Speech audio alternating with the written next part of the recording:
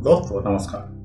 आपने देखा होगा कि कई श्रद्धालु शिव जी के मंदिर में दर्शन को जाते हैं तो मंदिर के गर्भगृह के ठीक बाहर सामने स्थित नंदी की प्रतिमा के कान में कुछ पुष्प फंसाते हैं। असल में वे नंदी को अपनी मनोकामना बताते हैं। विश्वास यह है कि नंदी उनकी मनोकामना की जानकारी शिव जी को देंगे और शिव जी उसे पूरा करेंगे। मान्यता है कि नंदी शिव जी के परम भक्त और उनके वाहन हैं, उनके सबसे करीब। अतः अर्जी ठीक मुकाम पर पहुंचेगी।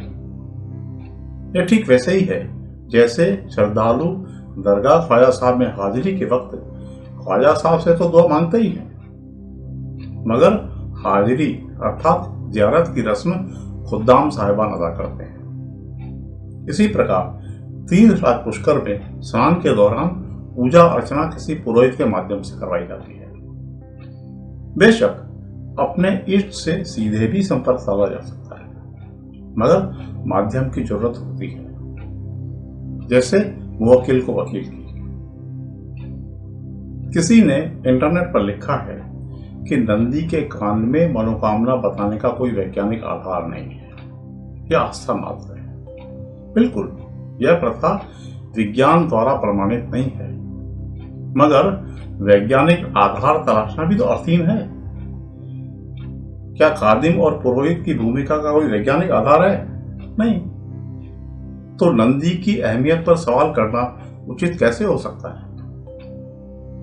पौराणिक कथा के अनुसार शिलाद नाम के मुनि ने संतान प्राप्ति की कामना के साथ भगवान इंद्रदेव को रिझाने के लिए तपस्या की, परंतु इंद्रदेव ने संतान का वरदान देने में असमर्थता जताते हुए भगवान शिव को प्रसन्न करने के लिए अनुरोध किया। इसके बाद शिलाद मुनि ने भगवान शिव को प्रसन्न करने के लिए तपस्या की। तब शिव जी प्रकट हुए और उन्होंने शिलाद को स्वयं के रूप में प्रकट होने का वरदान दिया।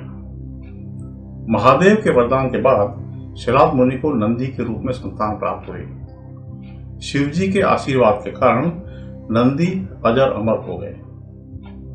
उन्होंने संपूर्ण गणों, गणेश और वेदों के समक्ष गणों के अधिपति के रूप में नंदी का अभिषेक कराया। उसके बाद नंदी नंदीश्वर कहलाए। भगवान शिव ने नंदी को वरदान दिया कि जहां उनका निवास होगा वहां वे स्वयं भी निवास करेंगे। मान्यता है कि तब से ही शिव मंदिर में भगवान शिव के सामने नंदी विराजमान होते हैं।